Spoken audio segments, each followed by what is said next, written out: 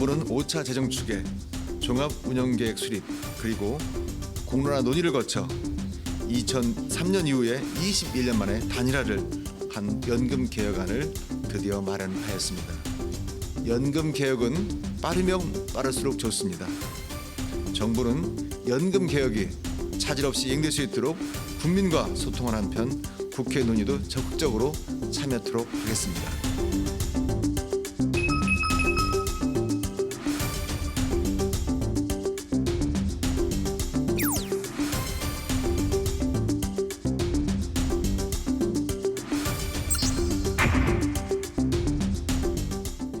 자, 대한민국이 예상보다 빠른 속도로 초고령 사회에 진입을 했죠. 국민연금 기금이 소진되지 않도록 지난해 정부가 21년 만에 연금 개혁안 단일안을 발표했습니다. 예, 그리고 지난 20일 이 연금 개혁 완수를 위해서 국회 보건복지위원회가 국민연금 보험료율과 소득 대체율을 조정하는 법안 논의에 들어갔습니다. 이 시간 자세한 내용 살펴보겠습니다. 보건복지부 이기일 차관 나와 있습니다. 어서 오십시오. 예, 오랜만입니다. 예, 반갑습니다. 오늘 국민연금에 대해서 그렇습니다. 말씀 들어보도록 하겠습니다. 지금 예. 국회에서도 상당한 논의가 좀 진행이 되고 있고요. 지난해 9월 단일안이 발표가 됐는데 현재 어떤 식으로 진행이 되고 있습니까? 예, 제가 23년도죠. 그때 네. 제가 여기 나와서 8회차에 걸쳐가지고 연금을 시리즈를 한 바 예. 있습니다. 그 뒤로 많은 발전이 있었습니다. 첫 번째는 10월 30일 날 종합운영계획을 제5차 계획을 발표를 했고요. 예. 그 이후에도 저희가 공론화를 하면서 여러 가지 논의를 했는데 그때 500명 정도가 같이 서로 수기를 했었거든요. 그 결과 보험료는 13%를 올려야 되겠다 그런 말씀을 주셨고요. 네. 그 뒤에는 저희가 21년 만에 예. 저희가 단일안을 내게 됐습니다. 그래서 정부에서는 보험료 13%, 우리 소득 대체율은 42%를 하자 했었고요. 우리 아까 말씀 주신 것처럼 지난 21일입니다. 목요일에 정말 진짜 17년 만에 연금 개혁안에 대해서 정말 토론이 있었고요. 그날도 한 3시간 반 동안 정말로 여러 가지 크레딧이라든지 보험료, 모수 또 자동조정장치에 대해서 심도 있는 토론을 한 거여서 매우 의미가 있었다고 생각하고 있습니다. 예, 예. 2023년에 처음 나오셔서 그 8차례 동안 8번 했었죠. 그 부분부터 급격하게 연금 예. 개혁안이 굉장히 많이 논의가 예. 됐어요. 예. KTV가 큰 역할을 해주셨습니다. 이 불씨를 당겨주셨거든요. 예. 정말 고맙습니다. 네. 네. 이 최근에 프랑스 파리에서 이제 OECD 사회 정책 장관 회의가 열렸습니다. 거기 차관님도 직접 참석을 하셨는데 프랑스의 경우를 살펴보면 여러 차례 이 개혁을 통해서 제도의 신뢰성이라든가 지속 가능성을 좀 높였거든요. 예. 이렇게 다른 나라 사례로 본 연금 개혁의 성공 전략 좀 어떤 것들이 있다고 볼 수가 있을까요? 예, 제가 이번에 사회관계 장관회의를 참석을 했습니다. 예. 했는데 그냥 가기가 거기만 하기가 뭐해서 제가 여러 기관을 방문을 했는데 네. 예. 첫 번째는 이제 국립노령금고라고 그래요. 우리 지금 국민연금공단입니다. 이제 거기도 갔었고 또 하나는 인구전략연구소라고 그래가지고 저고위처럼 있는 데도 갔었습니다. 좀 예. 아까 보니까 여러 방송에 출산율이 반등을 했고 육아휴직도 10,000명이 넘었고 그래서 여러 가지 네. 나오더라고요. 근데 정말로 프랑스 같은 경우에는 출산율이 1.68입니다. 그래서 상당히 조정도 많이 있었고요. 두 번째는 가보니까 정말 프랑스 국립노령연금고인데요. 프랑스는 그 보험료를 27.8%를 냅니다. 네. 우리보다 3배를 내는 거죠. 그렇죠. 그래서 제가 물어봤어요. 아니 우리는 지금 9% 내고 있는데 어떻게 27.8%를 내고 있느냐. 국민들의 반발은 없나 했더니 그분들 말씀이 우리 프랑스 국민들은 이렇게 돈을 많이 내게 되면 나중에 충분히 받을 수 있다. 그런 신념이 있다는 거예요. 네. 그리고 보통 한 7.8% 정도의 대체를 받거든요. 100만 원 같은 지금 벌고 있다면 한 57만 원 정도를 받게 되는 거죠. 예. 그래서 그런 거가 돼 있었고 또 여러 가지 지금 개혁도 하고 있는데 제가 이걸 좀 설명을 네. 드리겠습니다. 이 프랑스 연금 이게 가장 주의 깊었던 겁니다. 6차례 개혁을 통해서 연금 재정을 개선했습니다. 예. 이게 지금 93년도 개혁 전이거든요. 네. 2030년에 이렇게 마이너스가 되게 돼 있었어요. 한 700유로가 적자가 돼 있었는데 점차 개혁을 합니다. 야. 개혁을 6번째 해가지고 이게 지금 2023년도 그 개혁이거든요. 예. 이렇게 하게 돼가지고 여기 보게 되면 지난해 같은 경우가 되려 흑자가 났습니다. 야. 그래서 이 6번에 계속 개혁을 한 거잖아요. 예. 그래서 가만히 보니까 이게 참 딜레마 이거 어떻게 보면 아이러니이기도 한데 이 프랑스 같은 경우에는 부가식입니다. 아. 네. 그해 보험료를 걷어서 그해 줘야 됩니다. 아. 근데 그게 부족하게 되면 그 돈 누가 내게 되냐면 결국은 국민들이 세금으로 내야 되게 돼 있거든요. 네. 그러다 보니까 자꾸 개혁을 할 수밖에 없는 거예요. 네. 30년 만에 지금 6번 개혁을 큰 개혁을 한 거잖아요. 이 마지막 개혁이 마크롱의 좀 개혁이거든요. 예. 그래서 지금도 개혁이 되고 있습니다. 예. 그런데 역으로 우리나라 같은 경우에는 지금 1171조라는 적립금이 있습니다. 있다 보니까 사실은 지금 여러 가지 이 돈이 부족함에도 불구하고 사실은 개혁이 지체가 되고 있는 거거든요. 왜냐하면 적립금이 지금도 1171조가 있거든요. 그렇기 때문에 적립금 자체가 되려 개혁에는 이게 여러 가지 좀 뭐랄까 그 저해 요인이 되고 있구나 그런 생각이 됐었고요. 프랑스 같은 경우는 역으로 적립금이 없다 보니까 그 해에 돈이 부족하면 그 해 세금을 내야 되니까 자꾸 개혁을 해야 되는 그런 면이 있기 때문에 상당히 제가 이렇게 여러 가지로 감동을 받고 참 이렇게 큰 의미를 받게 되었습니다. 네, 예, 예. 지금 준비해 주신 이 패널을 보니까 이 끝에 보면 2070년이고 현재 2025년을 보면 만약에 개혁을 하지 않았다면 그렇습니다. 정말 엄청난 적자가 보이네요. 2025년. 그렇습니다. 그렇죠. 그리고 완전히 2030년 되게 되면 이게 거의 나서 네. 많아서 700억 유로가 되는 거거든요. 예. 적자가 되기 때문에 이건 다 누가 내야 되느냐? 그 해에 있는 그 해에 세금으로 낼 수밖에 없는 그릇이 되겠습니다. 그렇죠. 이게 자꾸 개혁을 하게 된 거죠. 쭉쭉 예. 올라가잖아요. 이거 가장 큰 개혁이 이거 상당히 의미가 네네네. 있다고 봅니다. 예, 예. 자, 이렇게 프랑스에 대해서 한번 살펴봤는데요. 한국으로 한번 다시 돌아와서 한국도 그래서 연금 개혁을 하지 않으면 좀 비슷한 상황이 벌어질 수밖에 없는 그런 상황이고요. 그렇습니다. 그래서 빨리 해야 된다라는 얘기는 많이 나오고 있는데 이게 나중에 우리가 받을 수 있을까라는 그런 고민 때문에 사실 계속 미뤄왔던 게 사실인데 예. 바꿔서 생각하면 지금 만약에 개혁을 하지 않으면 하루에 쌓이는 빚이 800억 이상이라는 얘기가 있더라고요. 그러니까 예. 그만큼 몰수 개혁은 굉장히 중요한 것 같습니다. 그렇습니다. 되게 중요합니다. 제가 뭐 나온 김에 판넬로 설명을 예. 드리겠습니다. 지금 저희가 우리가 보험료를 9% 내고 40%를 받게 되어 있습니다. 예. 역으로 생각하게 되면 40%를 우리가 받으려고 하면 19.7%를 내야 됩니다. 네, 근데 지금 9% 안 내기 때문에 10.7% 마이너스가 되는 거잖아요. 그렇죠. 그렇게 되다 보니까 이게 지금 적자가 하루 885억 원, 한 달로 치면 2조 7천억이 되겠고요. 네. 네. 그리고 연간으로 32조가 적자입니다. 지금 하루에 885억 85억 원이라는 원입니다. 말씀이시죠. 근데 이게 2007년도만 하더라도 이게 800억이었었거든요. 예. 예. 점차 계획을 하니 늘어나게 되는 거죠. 근데 희한하게 보게 되면 이게 올라가고 있잖아요. 네. 왜냐하면 지금도 2,200만 명이 우리가 보험료를 걷고 있고 약 700만 명한테 이 보험 지급을 합니다. 네. 그러니까 상당히 좀 뭐랄까 1년 하게 되면 약 한 58조 정도를 걷습니다. 그런데 주는 돈은 39조거든요. 예. 네. 19조는 계속 거쳐가지고 올라가는 게 돼 있는데요. 그런데 점차 이게 성숙하게 되잖아요. 네. 보험료 내는 사람은 줄어들게 돼 있지만 받는 사람은 많이 되고 있다. 그래서 쭉 올라가다가 41년 되게 되면 수지가 적자가 나게 돼 있습니다. 네. 그러다 보니까 2056년 되게 되면 기금이 소진되게 돼 있거든요. 그래서 빨리 개혁을 해야 되는 것인데요. 다행히도 이번에 여러 가지 참 좋은 일이 있었는데 사실은 뭐 공론화도 했었고 또 이렇게 지금 연금 논의를 하다 보니까 지난 21일 날 논의에서도 보험료 19%에서 13% 가는 거에 대해서는 여야가 네. 다 이게 같은 공감대가 의견. 하고 예. 있습니다. 이 올려야 된다는 얘기하고 네. 있고요. 또 하나는 지난번에 공감대했을 공론화했을 때 뭐 경영계라든지 또 노동계라든지 시민사회단체가 다 공감을 했어요. 예. 근데 이게 보면은 이걸 9에서 13을 올리게 되면 4%를 내야 되잖아요. 그 4%는 누가 내고 되냐면 반 정도는 경영계. 왜 우리가 직장 다니게 되면 반은 지금 사용자가 내게 돼 있고 네. 반 정도는 우리 또 스스로가 내게 돼 있잖아요. 그 경영계도 공감을 하고 또 우리 사용자, 우리 노동자도 공감을 한 거예요. 근데 지금까지 가장 어려웠던 것이 뭐냐면 사실은 보험료를 못 올린 거거든요. 예. 보험료 9%가 98년도에 결정된 숫자입니다. 예.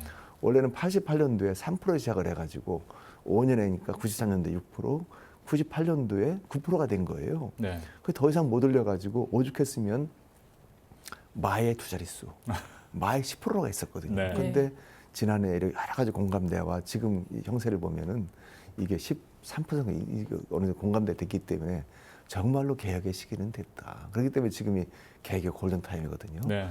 또 하나 모수개혁 중 중요한 것 중에 하나가 사실은 소득 대체율입니다. 예. 지금은 40% 되고 있는데 많은 의견이 그렇습니다. 사실은 40% 자체도 이걸 보시게 되면 지금 대체율 이 균형에는 안 맞는 거죠. 그러네요. 그렇지만 보험료를 좀 올리는 만큼 대체율도 올려야 되지 않느냐라는 그런 욕구가 많이 있습니다. 예. 그래서 지금 40% 얘기도 있고 정부는 42%를 냈거든요. 네. 지난해가 42%였었습니다. 그러니까 그 정도에서 조정을 하자는 거 있었고 또 하나는 44% 얘기도 있고 뭐 있기 때문에 제가 볼 때는 여야가 열심히 논의를 하고 있기 때문에 아마 조만간에 대체율에 대해서는 이렇게 결정이 되지 않겠나라는 생각이 들고 있고요. 또 하나 여러 의견 중에 하나가 소득 대체율은 이것만 봐서는 안 된다. 예. 예를 들면 여러 가지 구조개혁 과제, 예를 들면 퇴직연금이라든지 개인연금이라든지 또 기초연금이라든지 이런 걸 같이 봐서 논의를 해야 된다. 그렇기 때문에 특유해야 된다. 그런 여러 가지 의견이 많이 있습니다. 그렇지만 예. 중요한 것은 이미 보험료는 결정이 됐다. 그렇지만 소득 대체율 같은 경우에는 국회 논의를 통해서 결정을 해야 된다. 뭐 그런 제가 말씀을 드리겠습니다. 네. 예. 이 말씀해주신 것처럼 보험료율 13%에 대해서는 긍정적인 입장이 좀 확인이 일부 된 것 같고요. 그렇습니다. 근데 보면 우리가 지금처럼 노후의 소득 대체율의 40%에 해당하는 이 연금을 받으려면 19.7%가 돼야지 이제 수지 균형이 맞는 거 아까 잘 그 이야기를 봤습니다. 해주셨는데 예, 예. 그런 관점에서 보면 자동 조정 장치 도입의 좀 필요성을 이야기할 수가 있을 것 같습니다. 좀 예, 예. 어떤 게 있을까요? 그러니까 자동 조정 장치라는 것이 지금 OECD 지금 38개국에서 24개국 약 70%가 도입하고 있는 제도입니다. 네. 아마 가장 그 원인 중에 하나는 저출생입니다. 똑같이 재정을 어느 정도 해놨다 하더라도 아이들이 태어나지 않는다고 그러면 결국은 어떻게 되냐면 결국은 나중에 보험료 낼 사람이 없는 겁니다. 예. 네. 그리고 또 하나는 기대연명이 증가한다는 거예요. 그러니까 사람의 수명이 늘어나게 돼 있잖아요. 저희가 우리 이 국민연금 도입할 때만 하더라도 그 우리 평균 수명이 70.3세입니다. 네. 근데 지금 이렇게 보니까 84세까지 올라갔거든요. 네. 14살을 더 삽니다. 근데 그만큼 이제 우리 생활 여건도 좋아지게 돼 있고 의료권이 좋아졌잖아요. 그러니까 그렇게 살게 되고 있는데 마찬가지로 외국도 그런 똑같은 세례가 있는 겁니다. 네. 왜냐하면 그렇게 14년이 늘어난다는 얘기는 그만큼 그 연금을 받는 기간이 늘어난다는 얘기거든요. 네. 그만큼 더 줘야 되는 것이거든요. 그렇기 때문에 그 다양한 나라에서 그렇게 이렇게 뭐랄까 자동 조정처가 필요한 겁니다. 그러니까 예를 들면은 그런 거죠. 자동으로 조정한다는 것인데요. 예를 들면 가입자가 줄거나 기대명이 늘어날 수 있는 경우에는 그만큼 연금액을 조정을 한다. 그게 자동 조정 장치입니다. 한번 그 판넬을 한번 저희가 그 자료를 한번 보여주시게 되면 제가 설명을 드릴 수가 있겠는데요. 그 예를 들면은 핀란드 같은 경우도 지금 한번 보여주시죠, 한번. 네. 아까 준비를 한 것 같습니다. 예, 예. 핀란드 같은 경우도 여기 지금 크레딧 말고요. 네, 크레딧 요것은 지금 크레딧 제도고요. 예, 나라별로 예, 독일과 일본, 스웨덴 또 예, 급여 예. 수준의 어떤 제도 지급 능력을 야, 여기 지급하는 나왔습니다. 게 있습니다. 예, 보시죠. 맞습니다. 예, 예. 한번 보시죠. OECD 주요기획 운영 현황이 되겠습니다. 보시죠. 급여 수준과 기대명을 지금 연동한 건데 핀란드 같은 경우에는 기대명이 증가한 만큼 연금액을 조정합니다. 네. 네. 이게 그렇기 때문에 기대 여명 개수라는 것을 사용하게 돼 있고요. 맨 아래에 있는 영국 보시죠. 이 영국 같은 경우에는 수급 연령을 조정할 때 기대명을 고려합니다. 달리 말하면 기대명이 늘어나게 되면 그만큼 수급 연령을 늦춘다는 겁니다. 네. 예, 그런 제도가 있게 돼 있고 또 하나 또 보여주시죠. 뭐. 네. 그 다른 나라도 또 있는데요. 네, 이제 독일과 일본, 독일과 일본과 또 스웨덴이 또 있는데, 예. 예, 예. 자, 네, 나오고 있습니다. 나오고 있습니다. 독일 같은 경우에는 제도 부양비라고 있습니다. 예, 제도 부양비 해가지고 이게 사람들이 그 뭐랄까 지속 가능 개수라고 그런 것이 있거든요. 예. 그냥 그해 걷는 돈보다 나가는 게 많다. 그러면 지속 가능 개수를 적용을 해가지고 금액을 조정하게 돼 있고요. 일본도 있잖아요. 저 일본은 가봤습니다. 네. 거시경 슬라이드라고 그래가지고 마크로 슬라이드로 그러는데 우리하고 지금 가장 비슷한 제도입니다. 근로자 수가 감소한다. 그러니까 사람 보낼 사람이 없다. 예. 네. 이게 3년간 근로자 수가 감소하는 거하고 기대 여명, 기대 수명이 증가한 만큼 그만큼 급여액을 조정을 해줍니다. 일본도 15년, 10년, 19년도에 3번을 조정을 했고요. 이 스웨덴 같은 경우도 밑에 보시잖아요. 총사산 부채 비율이 1점을 하회할 경우 이거만 총자산 총비율 마찬가지거든요. 네. 총 자산이 뭐냐면 그 받는 돈, 부채는 뭐냐면 나가는 돈이 1.0을 떨어질 경우 그럴 때는 연금액을 자동 삭감하게 되는데 그때는 균형 주수를 사용하고 있다.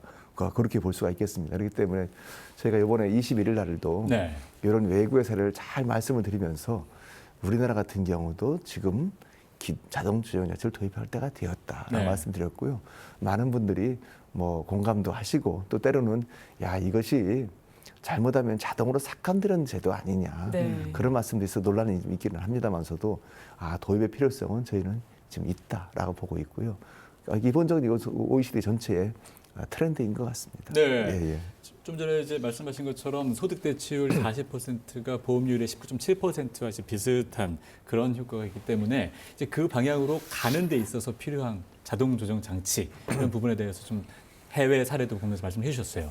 자, 그러면 연금이라는 게 결국은 예. 내가 받아야 되지 않겠습니까? 그래서 많은 국민이 고민하는 부분은 내가 낸 만큼 받을 수 있는지에 대해서 고민하는 부분들이 가장 중요할 것 같은데 그래서 크레딧을 주는 것들과 그리고 또 이 받을 수 있는 거를 정확하게 법률에 적어놓자. 지급 보장이라고 그렇죠. 네. 그 부분은 어떻게 지금 진행이 되고 있습니까? 예, 크레딧을 먼저 말씀드리게 되면 크레딧 같은 경우에는 다른 나라도 많이 하고 네. 있습니다. 왜냐하면 사회적으로 가치 있는 행동을 하는 데에는 그만큼 자기가 돈을 내지 않고도 예. 가입 기간을 인정을 해주는 겁니다. 그렇죠. 네. 그 첫 번째가 출산 크레딧인데요. 지금은 둘째부터 12개월, 셋째 18개월 해가지고 마지막에는 네. 50개월까지 이렇게 인정을 해주고 있는데요. 저희가 이거 약간 바꾸려고 합니다. 요즘은 둘째 같은 경우가 지금 0.7, 뭐 5점 될 것 같아요. 네. 제 같은 경우가요. 그런데 그렇다면 한 명도 안 낳는 거잖아요. 네. 이게 사실은 이게 뭐 다자녀 같은 경우가 사실 둘째라 하지만 앞으로는 첫째가 될 수도 있는 거거든요. 예. 그렇기 때문에 둘째부터가 아니고 첫째부터 12개월 인정한다. 5명 계약이 되면 12, 60개월 되는 거죠. 그렇기 때문에 기존에는 맥시멈 50개월에서 제한을 없애는 걸로요. 예를 들면 뭐 6명 같은 경우에는 72개월. 네. 네. 또 더 많이 나오게 되면 그 이상을 해주게 되는 것이고요. 두 번째 군 크레딧 같은 경우에는 군대 갔다 오게 되면 지금은 6개월만 인정해주고 있었어요. 아. 근데 보면 육군은 18개월을 하고 있고 예. 또 해군은 20개월, 공군은 21개월을 하고 있고 사회복무요원도 21개월을 하고 있습니다. 물론 뭐 저희 때 군대 생활할 때는 30개월 했었거든요. 많이 줄긴 했습니다만서도 저희 생각에서는 이거는 군 복무 전체를 해줘야 되겠다. 네. 해가 전체를 해주려고 생각하고 있고요. 마지막 말씀 주신 것처럼 지급을 보장해 주려고 합니다. 지금 같은 경우도 국가의 책무에 있어가지고 안정적 지급이 되도록 시책을 수립하는 그런 조항이 있지만 예. 이거 가지고는 불확실하다, 불충분하다고 하기 때문에 국가는 완전히 그 국민연금을 지급을 보장한다. 이런 조항까지도 해가지고 하려고 하고 있고요. 이 세 가지가 가장 청년분들이 원하는 제도입니다. 네. 청년분들이 첫 번째 지급을 보장해달라. 두 번째 우리가 아이를 낳든지 군대 갔다 오게 되면 그만큼 가입기간으로 인정해달라. 제가 이번에 반드시 이번에 할 계획으로 있습니다. 예. 네. 이 보면 한국에서는 국민, 퇴직, 개인연금이 연금 삼총사라고 불려서 예. 노후 생활에 꼭 필요한 연금이다 이렇게 불리는데 이렇게 이 노후 소득을 하나의 방식이 아니라 여러 단계로 좀 구성을 해서 이렇게 보장하는 것이 필요하다. 이게 이제 다층 연금 체계 구축이라고 볼 수 있을 것 같은데 그렇습니다. 이거와 관련된 논의 지금 어떻게 좀 진행이 되고 있습니까? 예, 아마 두 분들도 아마 노후를 어떻게 고민하고 계세요? 뭘 준비하고 계세요? 지금 이제 김현정 코 얘기한 것처럼 뭐 IRP라든가 퇴직연금 그렇습니다. 이런 부분들을 예, 좀 예. 개인적으로 준비하고 있고 예, 뭐 예. 연금, 그 개인연금이 결국은 이런 국민연금 이외의 예, 예. 방법이 되지 않겠습니까? 예. 예. 근데 많은 분들이 이제 그 스스로 이제 60세가 퇴직을 하고 또 65세가 되면은 이제 연금을 받게 되잖아요. 네. 그런데 고민을 많이 하는데 첫 번째는 국민연금이고요. 예. 국민연금 계획을 통해서 이렇게 해야 될 것 같고요. 이거 제가 판단을 준비했는데요. 두 번째는 뭐냐면 그겁니다. 퇴직연금입니다. 네. 아. 우리 직장인 같은 네. 경우에는 이제 한 달, 사실은 1년 근무하게 되면 한 달치를 그 사용주가 넣어주게 돼 있거든요. 예. 네. 그게 8.33%가 돼 있고 지금 670원 근 1,000만 원이 되잖아요. 네. 지금 연금 그 액도 그 적립금이 한 400조쯤 되고 있습니다. 그리고 또 하나가 개인연금 같은 경우도 지금 얼마죠? 457만 명이 하고 있는데 여기도 한 뭐 170 정도가 그 적립을 가지고 있거든요. 그리고 특수직 연금이 있는데 요 세 개를 가지고 잘하는 것이 우리 연금 상청사입니다. 네. 특히 퇴직금 같은 경우는 지금은 보면은 거의 많은 부분이 의무화가 안 돼 있고 퇴직금을 찾아가기도 하고 네. 또 하나는 이 연금보다는 90% 정도를 스스로 찾아가세요. 주로 어떨 때 찾아가게 되면은 집을 살 때라든지 전세를 들 때, 또 자녀분들의 결혼 자금으로 찾아가십니다. 그 개인연금 같은 경우도 지금 저희가 보통 하게 되면 세금도 한 16% 여러 가지로 감세를 해주고 있긴 한데, 이것도 많이 이제 보면은 들지를 않고 있는 면이 있거든요. 그래서 많이 들게 해가지고 한다는 거, 이건 연금화를 한다는 거, 의무한다는 거, 그걸 되겠고요. 그래서 요거 세 개를 잘 해서 하는 것이 연금 상총사로서 두텁게 보장한다는 것이 되겠고요. 예. 그리고 요 밑에가 또 있습니다. 이런 것도 하지만 기초연금이라고 그래서 지금 한 736만 명한테 주고 있는데, 지금 혼자는 34만 2천 원입니다. 그리고 그 부부 같은 경우는 50만 4, 5만 원이 되고 있거든요. 이거 같은 경우도 튼튼하게 하고 있는데, 저희가 아마 지금 이렇게 주고 있지만 혼자 같은 경우도 26년 내년도 같은 경우에는 정말 어려운 어르신 약 한 500만 명쯤 되실 것 같아요. 이분들한테는 40만 원 인상을 하고, 마지막 27년도 같은 경우에는 이것도 모두 40만 원 정도 인상할 그럴 계획을 가지고 있다는 말씀드리겠습니다. 이 결론적으로 보게 되면 이런 국민연금이라든지 또 퇴직연금, 개인연금을 통해서 삼총사와 또 기초연금, 이것도 힘들 경우에는 우리 국민 기초생활보장제도가 있습니다. 혼자 같은 경우 71만 원을 보장하고 있거든요.